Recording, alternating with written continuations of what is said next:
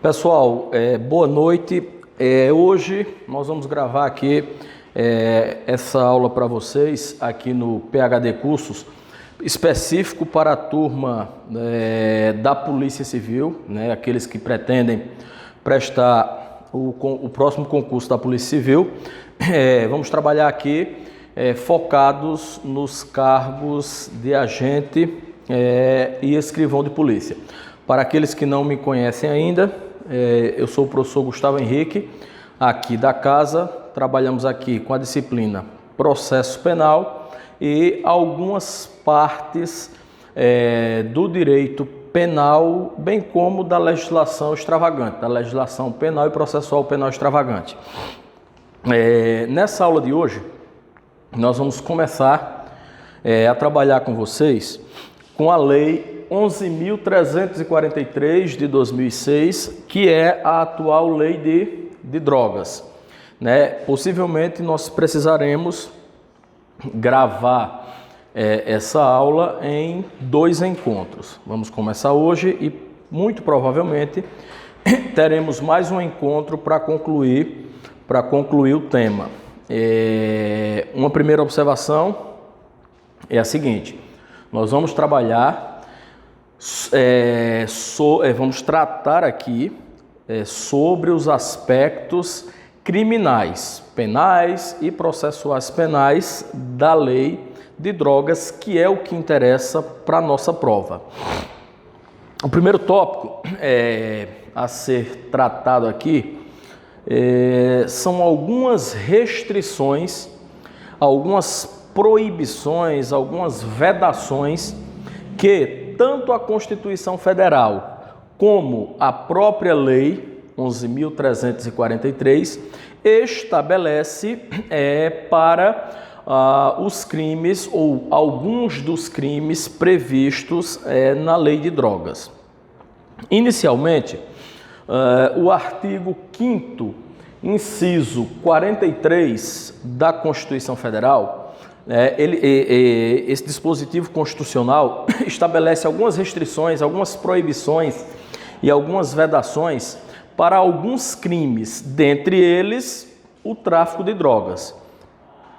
Quais são os crimes a que se sujeitam essas restrições, que se submetem a essas restrições do dispositivo constitucional mencionado? Tráfico de drogas, tortura, terrorismo e os crimes hediondos. Nesse curso, vocês terão, com outros professores, todas essas leis, exceto a lei do terrorismo. Mas terão aula aqui sobre tortura, Lei 9.455, terão aula sobre crimes hediondos, Lei 8.072, e estão tendo aula comigo, vão ter aula comigo sobre a 11.343, que é a lei de drogas. O artigo 5º, inciso 43 da Constituição Federal, ele estabelece que esses crimes, tem até uma siglazinha que a galera utiliza para memorizar isso aí, TTT, ou outros preferem 3TH, tráfico de drogas, tortura, terrorismo e os crimes hediondos, de acordo com o dispositivo constitucional citado, eles não admitem, ou eles são insuscetíveis, não admitem, ou então são proibidas para esses crimes a fiança, ou seja, todos esses crimes são inafiançáveis. Significa dizer, o indivíduo, uma vez preso em flagrante por um desses delitos, não pode a autoridade competente arbitrar um determinado valor a título de fiança para que ele receba liberdade provisória e responda em liberdade. Então, são inafiançáveis, não admitem, são insuscetíveis de anistia, graça, e eu deixei aqui o indulto com uma interrogação. Bom, grosso modo, de forma bem simplória, anistia, graça e indulto nada mais são do que espécies de perdão, entre aspas, que o Estado por meio do Congresso Nacional, no caso da anistia, e por meio do presidente da República, no caso da graça e do indulto, o poder público concede essa espécie de perdão a determinadas pessoas que tenham praticado determinados crimes, determinadas infrações penais em determinados contextos históricos e ou sociais. A Constituição Federal, lá no dispositivo, lá no artigo 5º, inciso 43, somente proíbe para tráfico de drogas, tortura, terrorismo e os crimes hediondos a anistia e a graça. Daí a gente ter deixado aqui com interrogação indulto. E aí, indulto, permite-se ou não permite-se? Admite-se ou não admite-se a concessão de indulto para quem pratica tráfico de drogas, tortura, terrorismo ou qualquer dos crimes hediondos? Resposta: não, não se admite. O indulto também está incluído dentre essas vedações, dentre essas restrições, por dois motivos. Primeiro, porque a doutrina entende que as proibições, as restrições estabelecidas no artigo 5º, inciso 43 da Constituição Federal, são restrições mínimas. É o mínimo de vedações previstas para esses crimes, de modo que o legislador infraconstitucional pode, eventualmente, prever outras restrições além dessas. E segundo e principalmente, porque esse, na verdade, é o principal argumento para se concluir que o indulto também é proibido, também é vedado para esses crimes que eu já mencionei. É que o indulto nada mais é do que uma espécie de graça. Indulto é uma espécie de graça. A única diferença é que a graça, o presidente da República concede de forma individual. O decreto de graça é um decreto individual. Já o indulto é concedido de forma coletiva.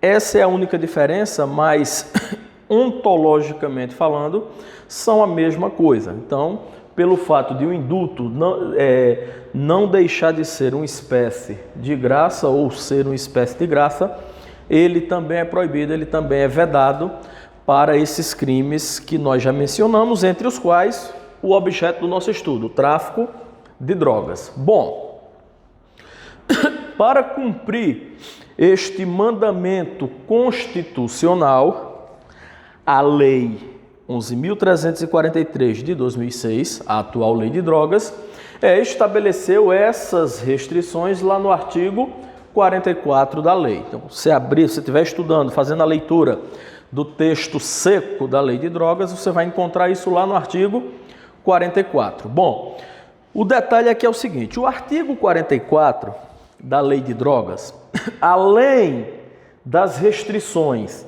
já estabelecidas no próprio texto constitucional para o tráfico de drogas e aqueles outros crimes que aqui eu me referi, o artigo 44 estabeleceu outras restrições para o tráfico de drogas, propriamente dito, e outros crimes previstos na Lei de Drogas.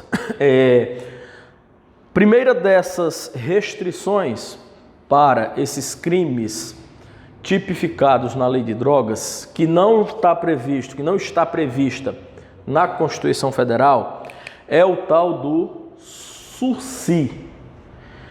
Sursi traduzindo isso aí, nada mais é do que suspensão condicional da pena. Preenchidos alguns requisitos estabelecidos lá no artigo 77 do Código Penal, o sujeito que for condenado a uma pena definitiva aqui no Brasil, que não ultrapasse o limite de 2 anos, ele pode ter o cumprimento, a execução dessa pena suspensa, e a autoridade judiciária lhe impõe algumas condições, por um período de tempo que pode variar de 2 a 4 anos. Passado esse tempo estabelecido pela autoridade judiciária e cumprindo o condenado todas as condições que lhe foram impostas, é como se ele tivesse cumprido a sua pena. O indivíduo é condenado à pena máxima nesse limite, ele sequer ingressa no sistema carcerário, no sistema penitenciário, para cumprir a pena, porque ela é suspensa, suspensão condicional da pena. Não precisamos entrar em maiores detalhes sobre SUSI, primeiro porque isso é matéria de execução penal, que a princípio não cai na nossa prova para os cargos de agente e escrivão de polícia, tão somente para o cargo de delegado de polícia. Mas nós precisamos lembrar que para quem cometer tráfico de drogas e outros crimes aqui previstos na lei de drogas, que eu menciono daqui a pouco, esse tal desse SUSI também é proibido, também é vedado. Uma outra restrição estabelecida apenas na lei de drogas, sem estar prevista lá na Constituição Federal, é a proibição ou a vedação a que se conceda liberdade provisória sem fiança para o traficante de drogas. Existem dois tipos de liberdade provisória, só contextualizando isso aqui. Nós encontramos a liberdade provisória com fiança e a liberdade provisória sem fiança. Bom, a liberdade provisória com fiança, já é proibida para tráfico de drogas, para quem comete tráfico de drogas, pela própria Constituição Federal, porque a Constituição Federal diz que tráfico de drogas, assim como tortura, terrorismo e os hediondos são inafiançáveis, não admite fiança. Então, liberdade provisória com fiança não tem o que se discutir, porque o tráfico de drogas é inafiançável, de acordo com o próprio texto constitucional. Agora, a questão é que a lei de drogas, lá no artigo 44, proibiu também a liberdade provisória sem fiança. Liberdade provisória com ou sem fiança, a gente estuda de uma forma um pouco mais detalhada lá no processo penal. Aqui eu só preciso que vocês entendam se os dois tipos de liberdade provisória realmente são proibidos para o tráfico de drogas, ou se apenas a liberdade provisória é com fiança. Bom, de acordo com o texto literal da lei de drogas, está vedada para tráfico de drogas e outros crimes relacionados aqui na lei de drogas, tanto a liberdade provisória com fiança, como a liberdade provisória sem fiança. O detalhe, isso aqui cai muito, pessoal. Presta atenção que isso aqui cai muito nas provas, especialmente da banca CESP. Por quê? Porque tem jurisprudência do Supremo Tribunal Federal e quando tem jurisprudência do STF ou do STJ, a CESP gosta muito de cobrar. O Supremo Tribunal Federal, desde 2012, firmou o entendimento de que essa proibição aqui, na lei de drogas, para a liberdade provisória sem fiança é inconstitucional. O principal fundamento do Supremo para declarar essa partezinha aqui, do artigo 44 da lei de drogas inconstitucional, é o argumento segundo o qual cabe ao judiciário, no caso concreto, analisando as circunstâncias do caso concreto, decidir, em cada caso concreto, se o indivíduo pode ou não responder ao processo, ainda que por tráfico de drogas, em liberdade. Não pode existir essa proibição de forma abstrata na própria lei. Cabe ao judiciário, analisando todos os requisitos e pressupostos da prisão preventiva é entender se o indivíduo pode ou não responder em liberdade. Com base nisso, o Supremo Tribunal Federal, desde 2012, declarou inconstitucional a parte do artigo 44 da Lei de Drogas que proíbe a liberdade provisória sem fiança. A última, ou melhor, a penúltima restrição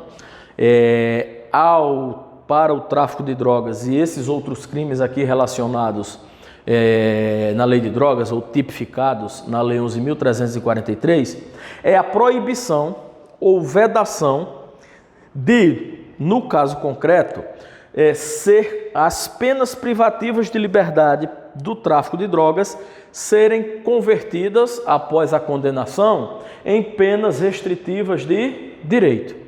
Preenchidos alguns requisitos previstos lá no Código Penal, salvo engano, a partir do artigo 34 do Código Penal, o sujeito, quando condenado definitivamente a uma determinada pena privativa de liberdade que não ultrapassa um determinado limite, o juiz pode converter essa pena privativa de liberdade em penas restritivas de direito. A Lei de Drogas, no seu texto literal, gramatical, de forma expressa, ela também proíbe, veda, que no caso do tráfico de drogas e esses outros crimes aqui relacionados na lei, haja essa conversão das penas privativas de liberdade em penas restritivas de direito. O que eu falei em relação à proibição da liberdade provisória sem fiança, repito aqui.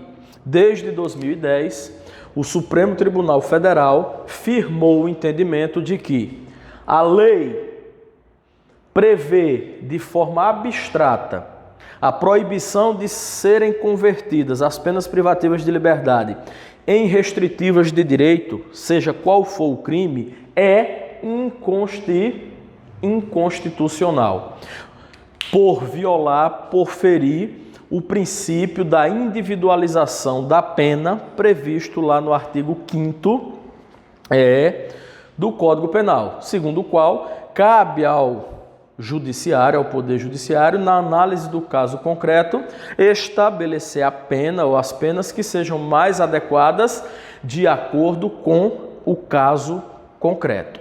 Então, resumo geral aqui dessas proibições, dessas vedações. De todas elas, desde as previstas na Constituição Federal, complementadas pelo artigo 44 da Lei de Drogas, duas delas foram declaradas inconstitucionais pelo Supremo Tribunal Federal. Inclusive, as duas vedações aqui que foram declaradas inconstitucionais pelo STF já foram, inclusive, objeto de discussão em sede de repercussão geral. De modo que o STF decidiu em relação a isso vincula toda a estrutura do Poder Judiciário abaixo dele próprio, do próprio STF. Então, são questõezinhas que caem muito. Vocês vão verificar, quando estiverem resolvendo questões sobre essa matéria, que isso é cobrado com muita frequência e sendo a banca CESP a banca da sua prova, do seu concurso, ainda mais, ok? Não esquece disso, então. Liberdade provisória sem fiança e proibição de converter penas privativas de liberdade em restritivas de direito, em que pese estarem previstas expressamente essas vedações no artigo 44 da Lei de Drogas, o Supremo Tribunal Federal as declarou inconstitucionais.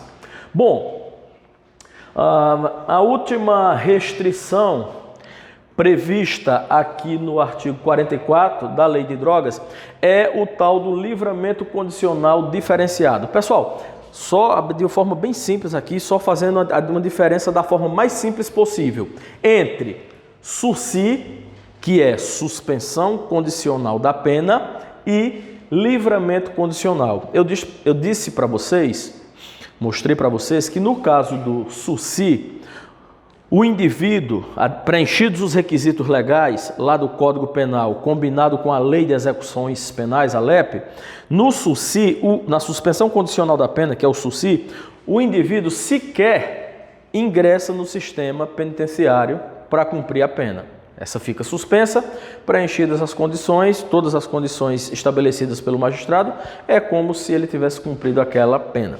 No livramento condicional é um pouquinho diferente. O indivíduo ele é condenado definitivamente com a sentença transitada em julgado, inicia o cumprimento da pena.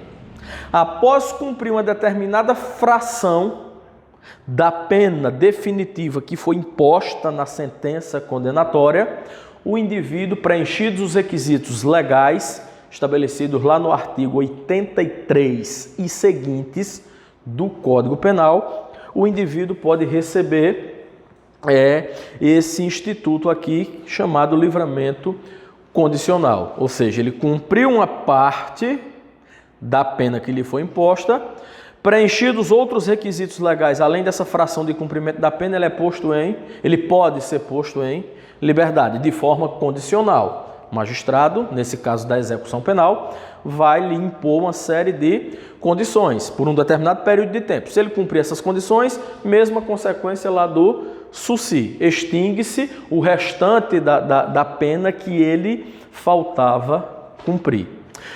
Bom, só para não ficar solto, estabelecer essa diferença entre os dois institutos. O SUSI nós já vimos que é proibido na lei de drogas e essa vedação o STF não declarou inconstitucional, bem como o livramento condicional diferenciado. Como é que funciona, Gustavo, esse livramento condicional diferenciado para esses crimes aqui da lei de drogas? Galera, é da seguinte forma, o livramento condicional, pela regra geral lá do Código Penal, combinado com a Lei de Execuções Penais, se o sujeito, via de regra, cumprindo 1/3 da pena definitiva que lhe foi imposta, ele pode receber o livramento condicional, obviamente, desde que preenchidos os demais requisitos legais. Se ele não for reincidente. Se ele for reincidente, ele tem que cumprir pelo menos metade da pena que lhe foi imposta. Ô Gustavo, e se o crime foi o tráfico de drogas ou esses outros crimes aqui tipificados, previstos na lei de drogas? Tem direito a livramento condicional? Tem. Mas ele é diferenciado, sabe por quê? Porque o indivíduo condenado definitivamente por um desses crimes, ele só terá direito ao livramento condicional após cumprir no mínimo 2/3 da pena que lhe foi definitivamente aplicada, imposta. Lembra lá na regra geral do Código Penal? É 1/3 se não for reincidente, metade da pena se for reincidente, para ter direito ao livramento. Esse livramento para tráfico de drogas e esses outros crimes aqui, no mínimo 2/3 de cumprimento da pena, além de ter que preencher os outros requisitos legais que não vem ao caso no momento. E com um pequeno detalhe: se por acaso o sujeito for reincidente específico, ou seja, se ele for reincidente em qualquer um desses crimes aqui, ele não tem direito a livramento condicional. Então, na lei de drogas, o livramento condicional é diferenciado. Primeiro porque, em regra, sujeito que pratica esses crimes aqui e é condenado definitivamente, quando começar a cumprir a pena, só terá direito a um eventual livramento condicional depois de cumpridos 2/3 da pena, pelo menos 2/3 da pena aplicada. Se ele for reincidente específico, ele não tem direito de jeito nenhum a livramento condicional. Ok, galera? Superadas essas restrições previstas na lei de drogas na Constituição Federal, combinando com o artigo 44 da lei de drogas, para o crime de tráfico de drogas e outros crimes aqui previstos na lei, que nós vamos aprender todos eles, um a um, nós iremos começar, a partir de agora, a fazer a análise um a um de todos os crimes, de todos os tipos penais previstos na lei de drogas. Eu gosto sempre de fazer da seguinte forma nessa aula. Eu estabeleço primeiro aqui a relação dos 11 crimes que são tipificados na lei de drogas. Eu mostro rapidamente aqui, situando-os artigo por artigo lá na lei de drogas. Isso até facilita para quando você for e fazer o estudo, a leitura do texto seco, literal e gramatical da lei. E depois disso, aí sim, depois disso, nós começamos a analisar tipo penal por tipo penal, crime por crime, o que vai levar aí bastante tempo. O restante dessa aula de hoje e possivelmente mais uma outra aula, ok? E finalizamos o tema, depois de analisarmos todos os crimes da lei de drogas, comentando um pouquinho sobre as causas de aumento de pena previstas lá no artigo 40 da lei de drogas. Só rapidamente aqui, lá no artigo 28 da lei de drogas, nós encontramos o primeiro crime previsto nessa lei, que é o crime de posse de drogas para consumo pessoal. É a conduta daquele que tem a posse, o porte de pequena quantidade de drogas para consumo pessoal. Não necessariamente pequena quantidade de drogas, posse de drogas para consumo pessoal. O segundo crime previsto nessa lei é o tráfico de drogas propriamente dito. É o crime de tráfico de drogas propriamente dito. Ele está lá no artigo 33, caput da lei de drogas. Lá no artigo 33, parágrafo 1º, nós vamos encontrar algumas condutas equiparadas ao tráfico de drogas. Vamos analisar uma a uma. Eram 3. A lei do pacote anticrime, a 13.964, acrescentou mais uma. No parágrafo 2º do 33, nós temos a conduta daquele que induz, instiga ou auxilia alguém a fazer uso indevido de drogas. No parágrafo 3º do artigo 33 ainda, nós vamos encontrar o tal do tráfico atípico de menor potencial ofensivo ou consumo compartilhado de drogas. No artigo 33 ainda, parágrafo 4º, eu não coloquei aqui porque não é crime, é causa de diminuição de pena, é o tal do tráfico privilegiado, nós vamos analisar também. Depois disso, artigo 34, tráfico de maquinários destinado à preparação, produção, fabricação de drogas. No artigo 35, crime de associação para o tráfico. No 36, o crime de financiamento ou custeio do tráfico. No 37, o crime daquele que colabora como informante com grupo ou organização destinada ao tráfico de drogas. No 38, a conduta de quem prescreve ou ministra drogas de forma culposa sem que o paciente necessite ou em doses excessivas. E o último crime que nós vamos analisar está no artigo 39 da lei, é o crime a conduta daquele que conduz embarcação ou aeronave sob o efeito de droga.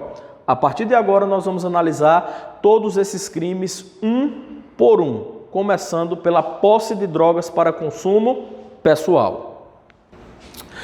Bom, pessoal, a partir de agora, como eu havia dito, nós vamos dar continuidade falando sobre todos esses crimes, detalhando todos esses crimes, esses delitos previstos, tipificados na lei de drogas.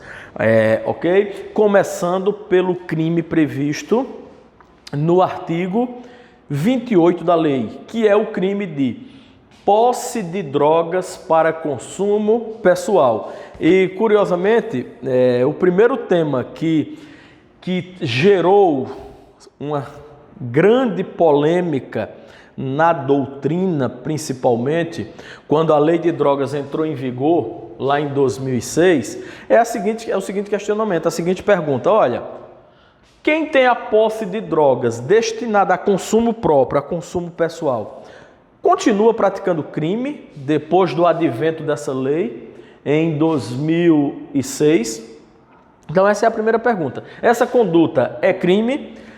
Pessoal, apesar de ter havido uma certa divergência polêmica doutrinária, o Supremo Tribunal Federal, e quando eu falo Supremo Tribunal Federal, Superior Tribunal de Justiça, entendimentos jurisprudenciais dos tribunais superiores, fiquem muito espertos porque as bancas de concurso, especialmente a CESP, adoram.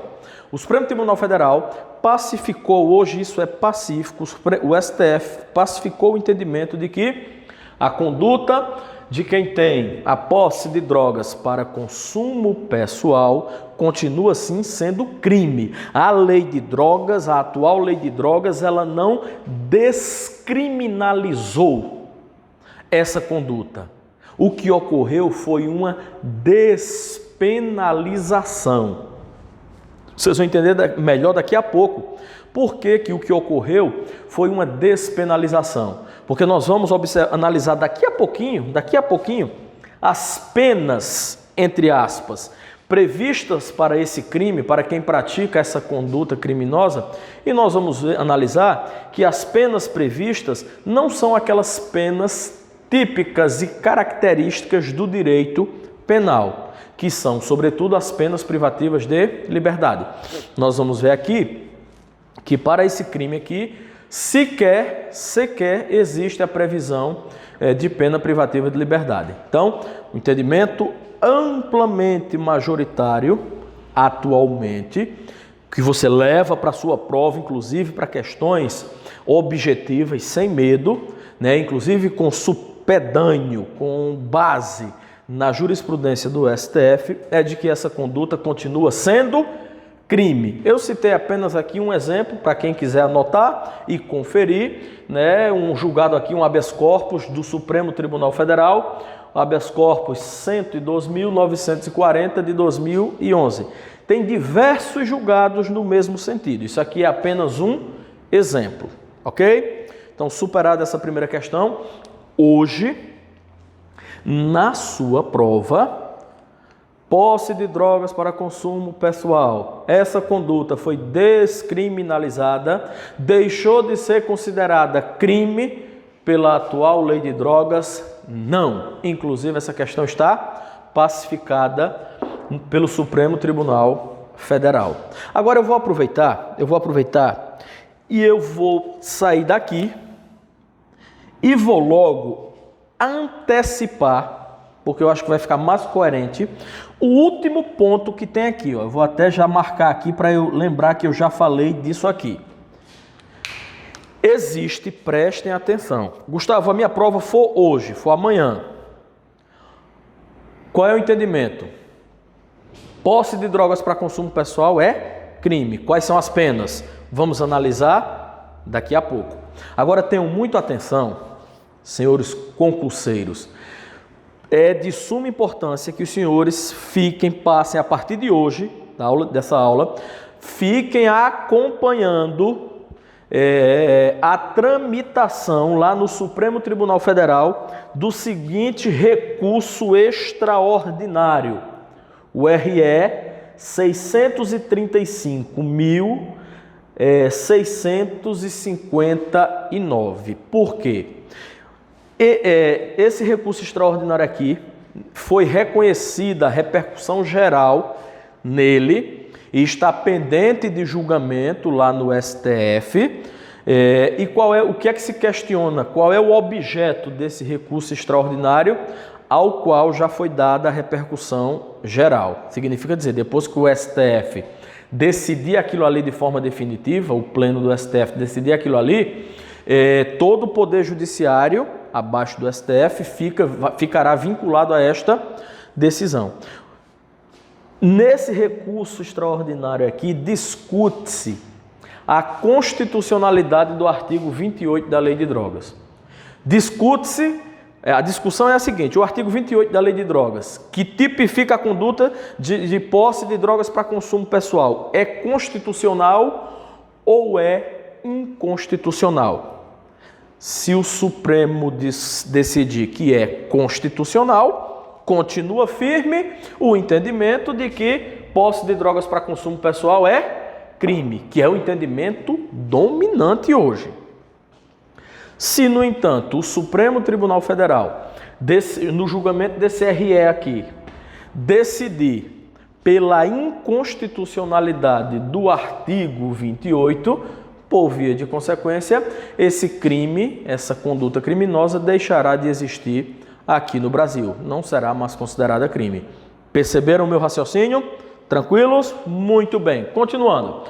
Tipo penal. Qual é o tipo penal? Vamos falar um pouquinho aqui, ou detalhar um pouquinho aqui de forma resumida, o tipo penal do artigo 28 da Lei de Drogas. Condutas. Esse tipo penal, vocês vão, quando fizerem a leitura lá da lei seca, que é de fundamental importância, já que 80%, 70% a 80% das questões de prova ainda giram em torno de letra de lei. Vocês vão encontrar 5 condutas que configuram, que vão caracterizar esse tipo penal aqui. Adquirir, guardar, ter em depósito, transportar ou trazer consigo. Adquirir, guardar, ter em depósito, transportar ou trazer consigo. Drogas. Então, qual é o objeto material desse tipo penal? Drogas. Então, qualquer uma dessas condutas recaindo sobre drogas, sobre substância entorpecente. E associado a essas condutas com esse objeto material, associados a um elemento subjetivo específico, o tal do dolo específico. Qual seja, o sujeito tem que adquirir, guardar, ter em depósito, transportar ou trazer consigo drogas para consumo pessoal. Galera, isso aqui é o principal elemento, é a principal informação que nós temos que ter em mente para diferenciar o crime de posse de drogas para consumo pessoal, que é um crime muito mais leve do crime do artigo 33 da Lei de Drogas, que é o crime de tráfico de drogas. Só para vocês terem uma ideia, o crime do artigo 28 sequer prevê pena privativa de liberdade. Já a pena abstratamente prevista para o tráfico de drogas é uma pena de reclusão de 5 a 15 anos. Então, notem que diferença absurda de gravidade entre esses dois crimes. E o principal marco a diferenciá-los, esses dois delitos, é exatamente esse elemento subjetivo aqui, ó. Para ser posse de drogas para consumo pessoal, essas condutas têm que incidir sobre drogas que sejam destinadas a consumo pessoal. Porque se não houver essa finalidade específica de que o entorpecente seja para consumo pessoal, o crime não será o do artigo 28, e sim o crime que é muito mais grave do artigo 33 caput da lei, que é o crime de tráfico de drogas. Ok? Pessoal, eu vou aproveitar aqui logo para fazer um adendo, que é o seguinte. Em diversos desses crimes, na maioria desses crimes previstos na Lei de Drogas, na maioria deles, o objeto material é drogas. Drogas. Aquilo que comumente a gente ouve falar, drogas ilícitas. Por que eu estou lembrando isso aqui para os senhores? Porque é uma questãozinha que vez por outra cai nas provas e serve também lá para as questões de direito penal geral. Os tipos penais da Lei de Drogas, que tem como objeto material a palavrinha drogas, configura aquilo que a doutrina chama de norma penal em branco. Norma penal em branco. Lembram, galerinha, o que significa uma norma penal em branco? Norma penal em branco nada mais é do que aquela norma penal que, para ter plena aplicabilidade, para ter eficácia plena, ela precisa de um complemento normativo. Ela precisa buscar um complemento em outra norma.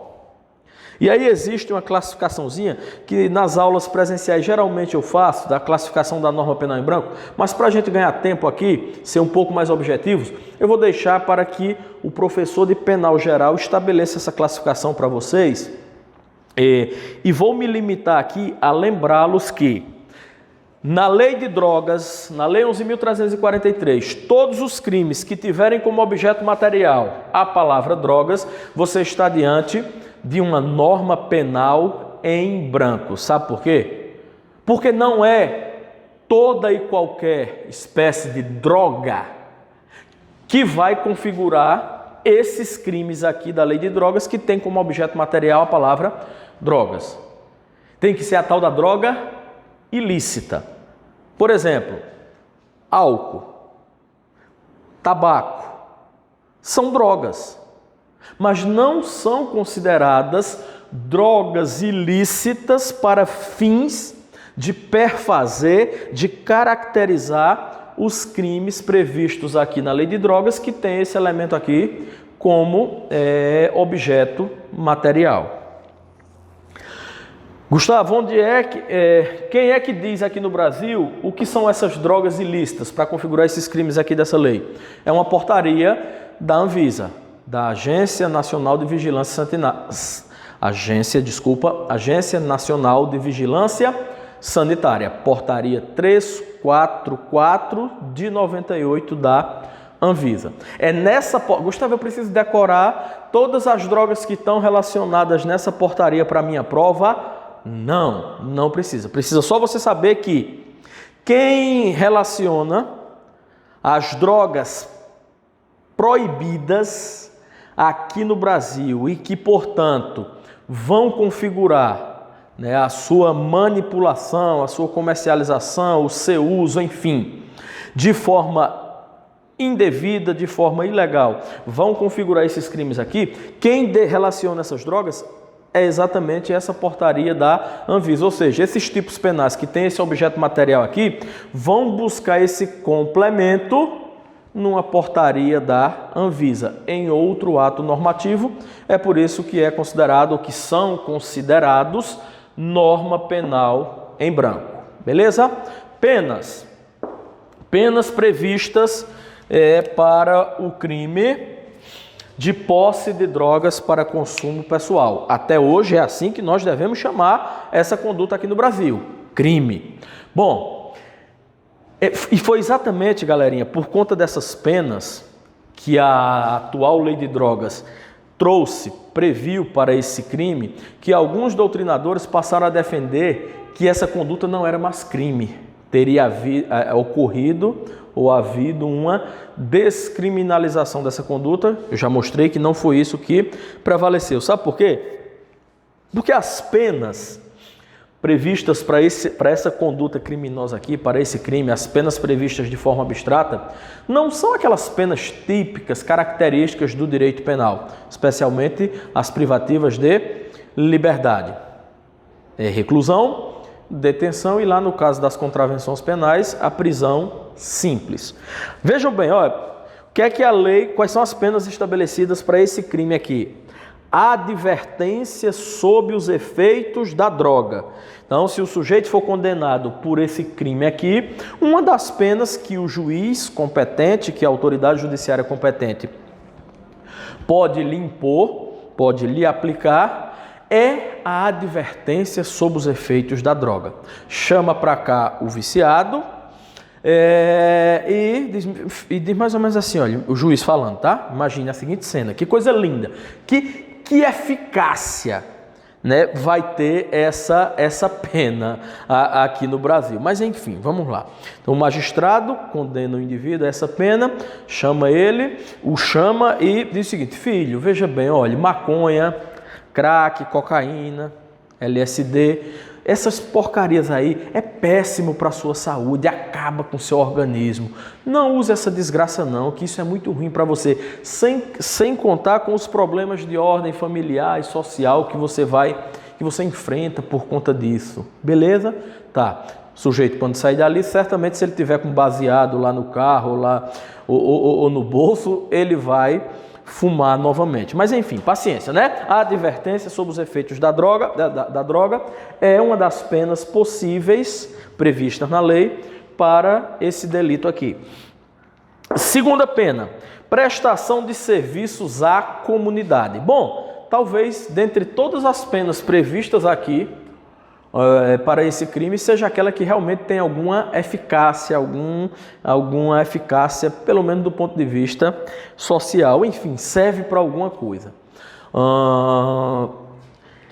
Local, já vou aproveitar e adiantar isso. Qual o local onde deve ser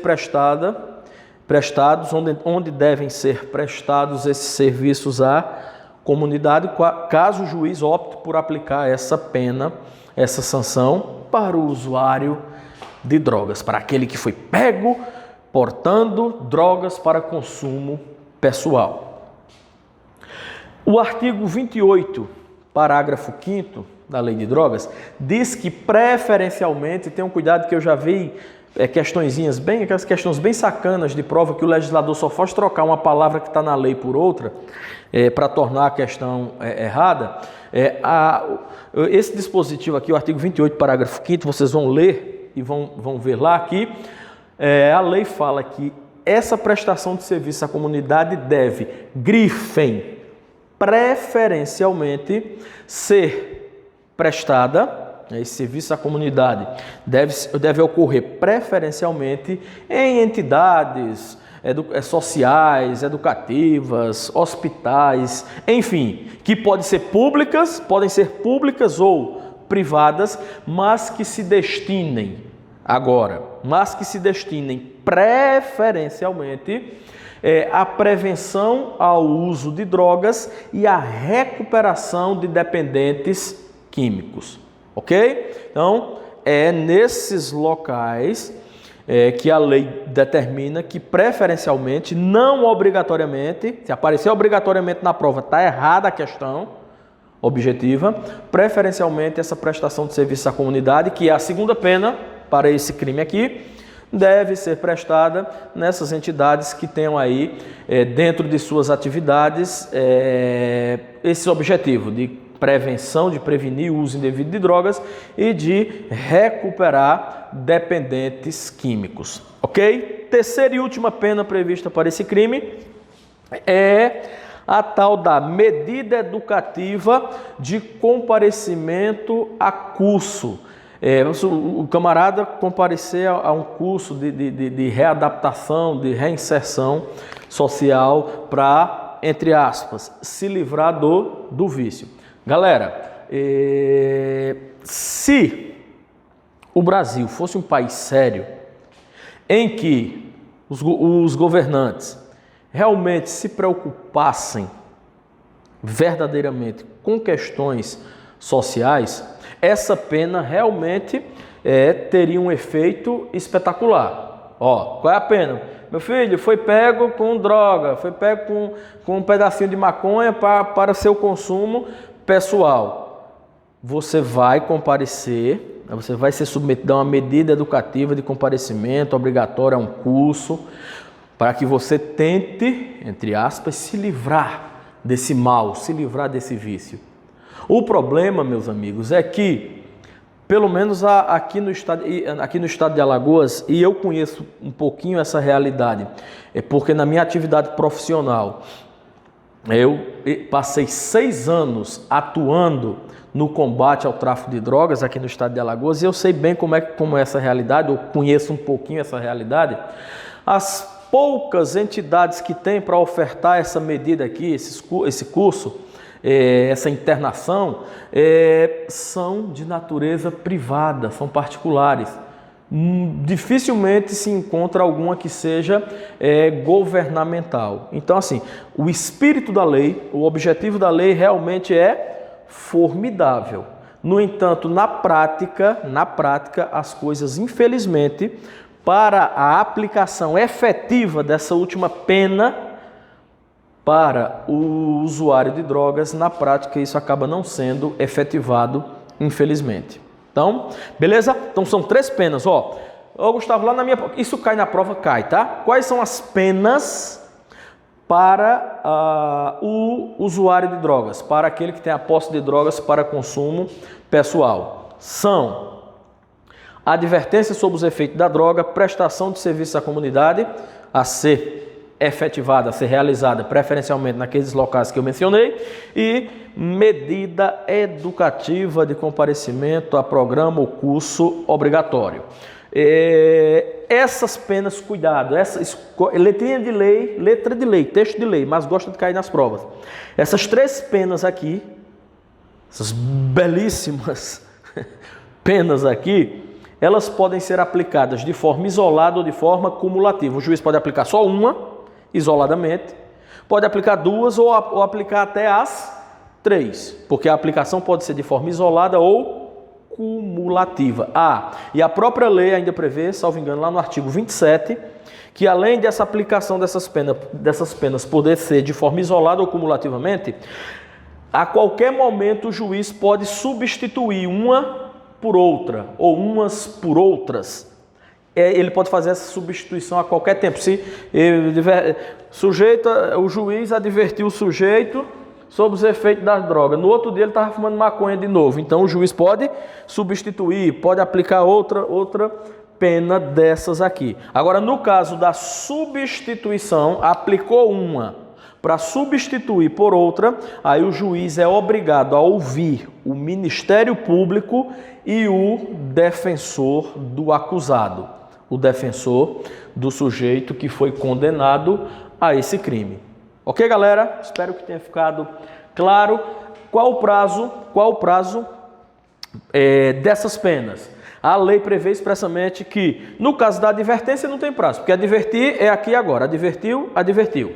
No caso da prestação de serviços à comunidade, essa medida educativa de comparecimento a curso ou programa obrigatório, o prazo máximo é de 5 meses, até 5 meses. Pode ser 1, 2, 3, fica a critério do juiz, mas o máximo 5 meses. E se o sujeito for reincidente nesse mesmo crime aqui, essas penas aqui podem ser aplicadas até o prazo máximo de 10 meses.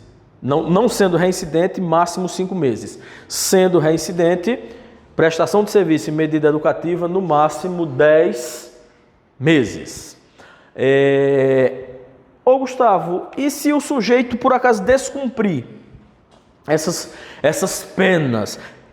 Eu falo sempre entre aspas, porque realmente não são aquelas penas típicas e características do direito penal. Tanto que a própria lei, vocês vão notar lá na leitura do artigo 28, ora a lei chama isso aqui de pena, ora ele chama de medidas. Ora ele chama de penas, ora de medidas. Mas enfim, havendo descumprimento injustificado de uma dessas medidas que foi aplicada pelo juiz, pelo magistrado, aí a lei prevê a solução do problema. Olha que solução maravilhosa, vejam bem.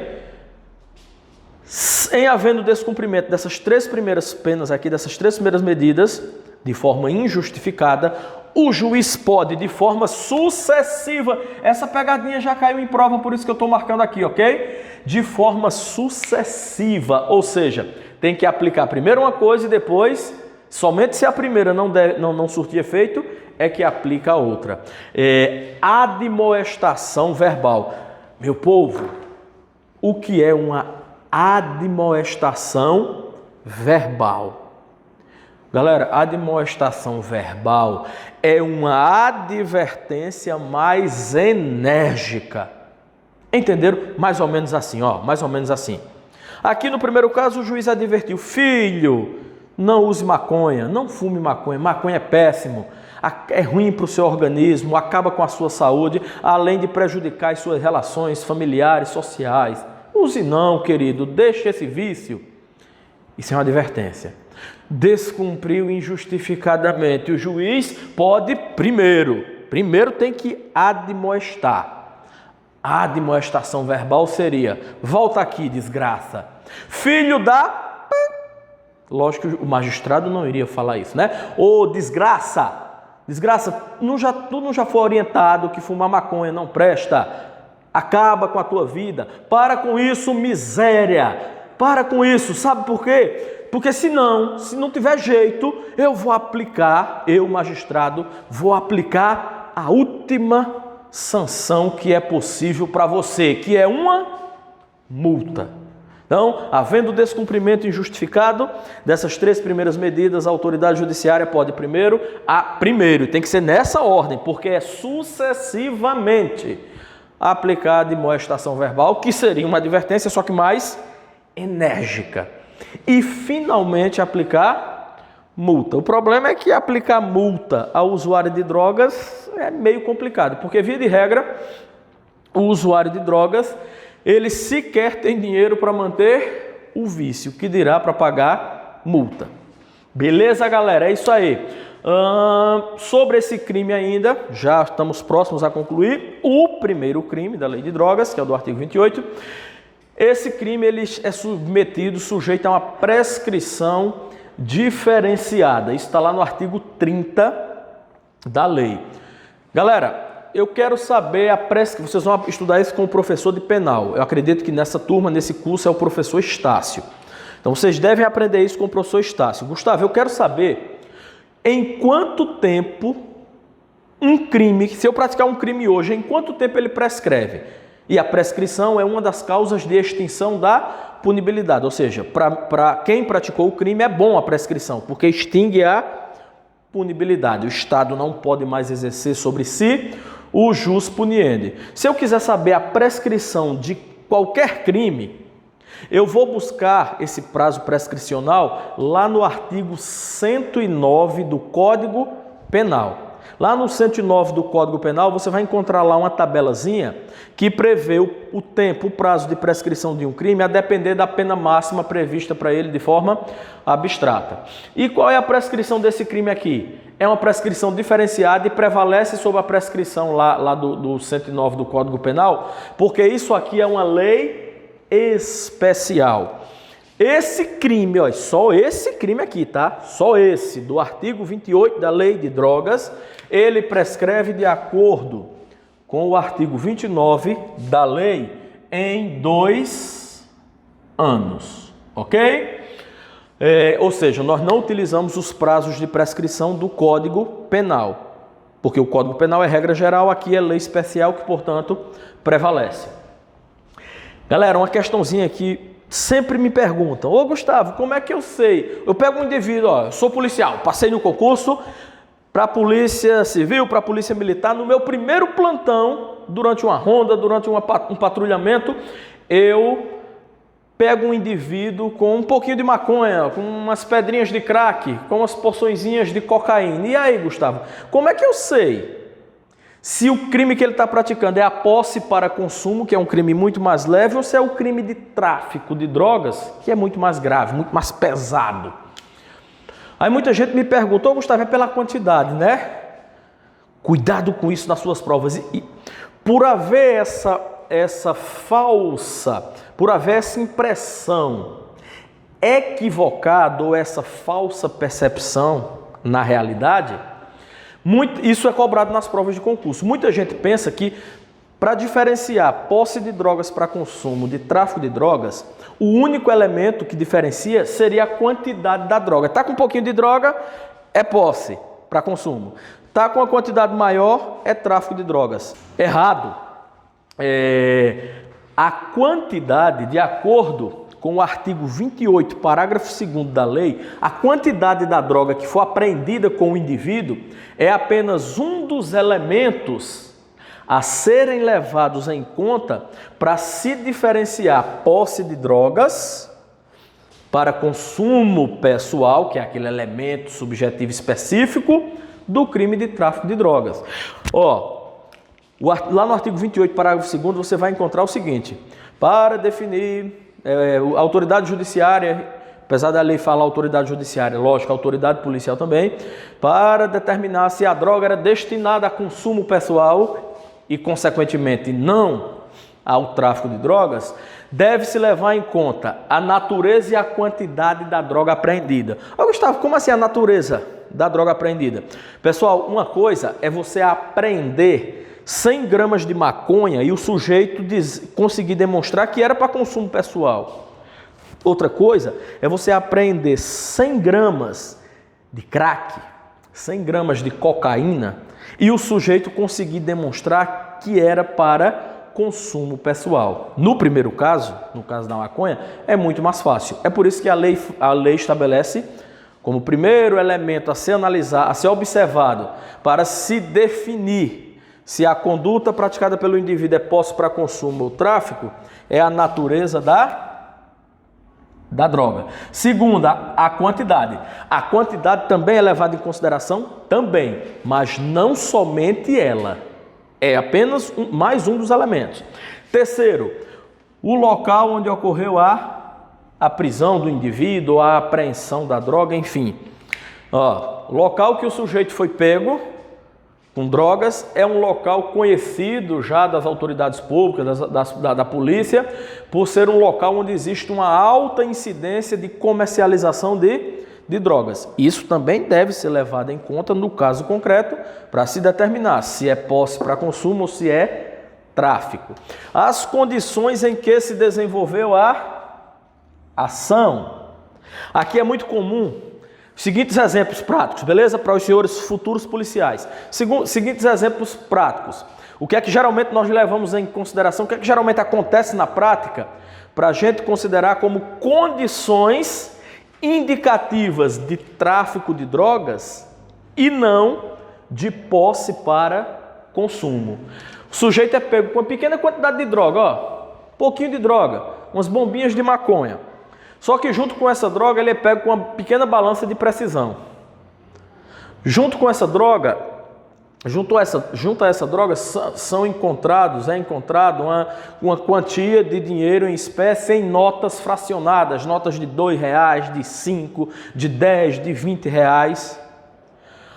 Junto com a droga também foram encontrados saquinhos plásticos. Aqueles saquinhos plásticos que, pelo menos lá na minha infância e adolescência, era utilizado para encher com suco para depois se tornar o famoso flau. Em alguns estados é chamado de geladinho, enfim, né? Aquilo ali hoje em dia é muito comum ser utilizado para embalar drogas para a venda, para a comercialização, para o tráfico de drogas. Então, são todas circunstâncias que indicativas de que muito provavelmente aquela droga apreendida destinava-se ao tráfico, destinava-se à mercancia, à comercialização, à venda e não ao consumo pessoal. Então, condições em que se desenvolveu a ação. Circunstâncias sociais e pessoais do agente. Aqui eu cito sempre o seguinte exemplo. O indivíduo, você pega o indivíduo, você pega o sujeito, então lá, a autoridade policial, junto com a sua equipe, instaura um inquérito policial contra o indivíduo para apurar se esse indivíduo é envolvido com tráfico de drogas. E aí o que é que acontece? Esse indivíduo, como diz lá no meu interior, não dá um prego numa broa, ou seja, não trabalha, não tem atividade lícita nenhuma. Os pais também não têm condições. Enfim, não existe concretamente elementos que demonstrem uma fonte de renda lícita para aquele indivíduo. No entanto, é um indivíduo que anda ostentando, é um indivíduo que anda no melhor carro que existe, é um indivíduo que tem uma lancha, é um indivíduo que só vive na farra, tomando uísque, enfim, farrando. E aí se pergunta, meu Deus, de onde está vindo esse dinheiro? Então, essas condições sociais e pessoais do agente, do infrator, do indivíduo, também servem para indicar se a droga era destinada à posse para consumo ou ao tráfico de drogas. Condições pessoais do agente. Por exemplo, o sujeito é pego com uma pequena quantidade de drogas e ele alega que é para consumo. Porém, após investigações, diligências, descobre-se que ouvindo pessoas, testemunhas, descobre-se que esse indivíduo nunca consumiu droga, nunca usou droga nenhuma, não tem vício nenhum em droga. Isso é uma condição pessoal dele que indica que possivelmente aquela droga não é para consumo, e sim para tráfico. E para finalizar, os seus antecedentes. Numerando aqui circunstâncias sociais 5, pessoais 6 e 7, antecedentes. Então, os antecedentes do indivíduo, o indivíduo já foi preso 1, 2, 3 vezes por tráfico de drogas. É pego novamente com a quantidade de drogas. Ele alega que é para consumo. Os seus antecedentes indicam, não estou dizendo que prova, mas indicam o contrário, que na verdade seria tráfico. Então, muito cuidado, galera. Isso cai muito nas provas, porque muita gente tem a falsa impressão, tem uma impressão falsa, equivocada, de que o único elemento a ser levado em conta para se definir se a droga é para consumo ou para tráfico é a quantidade. E, na verdade, a lei prevê sete condições que devem ser levadas em conta, 7 elementos, sendo a quantidade apenas um desses elementos. Cuidado que isso cai nas provas. Princípio da insignificância. Aplica-se ou não aplica-se? Lembra do princípio da insignificância, né? Lá das aulas com o professor Estácio, famoso princípio da insignificância ou da bagatela, que, sendo aplicado esse princípio, afasta-se a tipicidade material do crime. Se não, da conduta, desculpa, tipicidade material da conduta é afastada. Se não tem tipicidade material, não tem tipicidade, logo não tem fato típico, logo não tem crime. Então, na verdade, quando o juiz aplica o princípio da insignificância, ele está dizendo que não existiu crime, sob o ponto de vista da tipicidade material. O professor Estácio vai detalhar muito melhor isso para vocês. Estou só relembrando rapidamente aqui, porque na verdade a questão que me interessa aqui e que pode cair na nossa prova porque tem uma divergência entre os tribunais superiores, STF e STJ, é essa aqui, ó. Nesse crime aqui, ó, posse de drogas para consumo pessoal, aplica-se a bagatela, aplica-se o princípio da insignificância. Pessoal, o STF inicialmente não aplicava. Em decisões mais recentes, passou a aplicar. Então, se nós pegarmos hoje o entendimento mais recente do Supremo Tribunal Federal, ele tem aplicado o princípio da insignificância para o crime de posse de drogas para consumo pessoal. E o STJ, Gustavo? O STJ não. O STJ não admite a aplicação do princípio da insignificância para o crime de posse de drogas para consumo pessoal. Aí querem ver uma questãozinha aqui, eu estou apostando que vai cair na prova. O Supremo Tribunal Federal chegou recentemente, não lembro agora qual foi o ano, acho que foi 2019, acho que foi ano passado, 2019. Depois eu vou até procurar esse julgado e vou pedir para vocês anotarem, tá? O número desse julgado do STF recentíssimo. O Supremo Tribunal Federal chegou a aplicar o princípio da insignificância no caso de um tráfico de drogas. Não foi nesse crime aqui não, ó, posse para consumo. Foi no crime de tráfico de drogas. Pasmem os senhores. Na minha opinião, é uma aberração, mas paciência. O que importa é o que a CESP vai cobrar na sua prova, a banca. Então, vejam bem. Qual é o panorama geral hoje? STJ não aplica o princípio da insignificância ao crime de posse de drogas para consumo pessoal. STF vem aplicando nas últimas decisões, o entendimento mais recente do STF é de que, a depender do caso concreto, preenchidos aqueles 4 vetores lá que o Estácio vai ensinar para se aplicar o princípio da insignificância, ele pode ser aplicado de acordo com a jurisprudência mais recente do STF no crime de posse de drogas para consumo pessoal. E, para piorar de vez, o STF aplicou recentemente a bagatela a um caso de uma mulher que foi condenada a 6 anos e pouco de reclusão porque estava com 1 grama de maconha. Só que as circunstâncias do caso concreto demonstraram que aquele grama era para tráfico. Então, a insignificância foi aplicada pelo STF até mesmo num caso pontual de tráfico de drogas, ok? Uma última jurisprudência, para a gente fechar esse primeiro crime, é o seguinte: é pacífico, especialmente no STJ, que o sujeito que for condenado definitivamente por esse crime aqui, essa condenação não gera reincidência, salvo para os próprios efeitos previstos nesse mesmo dispositivo aqui. Por exemplo, já mostrei para vocês, quando o indivíduo é reincidente nessa conduta aqui, as penas podem ser aplicadas em dobro, de no máximo até 5 meses para no máximo até 10 meses. Mas para outros efeitos legais, guardem isso, é jurisprudência, cai nas provas. A condenação pelo crime de posse de drogas para consumo pessoal, de acordo com a jurisprudência, não gera reincidência, salvo para os próprios efeitos previstos na lei para o mesmo crime, como aquele caso ali do prazo para a aplicação das penas de prestação de serviço à comunidade e medida educativa de comparecimento a programa ou curso obrigatório, ok? O último julgado do STF que eu mencionei ali foi aquele que eu pedi para vocês ficarem acompanhando, que é aquele recurso extraordinário ali. Nele está para o STF decidir em sede de repercussão geral se esse dispositivo aqui, o artigo 28, que prevê esse crime, é ou não inconstitucional. Aí isso aqui é para vocês, é um alerta para vocês ficarem acompanhando. Finalizado essa primeira parte, concluímos toda a análise do crime de posse de drogas para consumo pessoal. Na sequência, nós voltamos conversando sobre tráfico de drogas e as suas condutas equiparadas.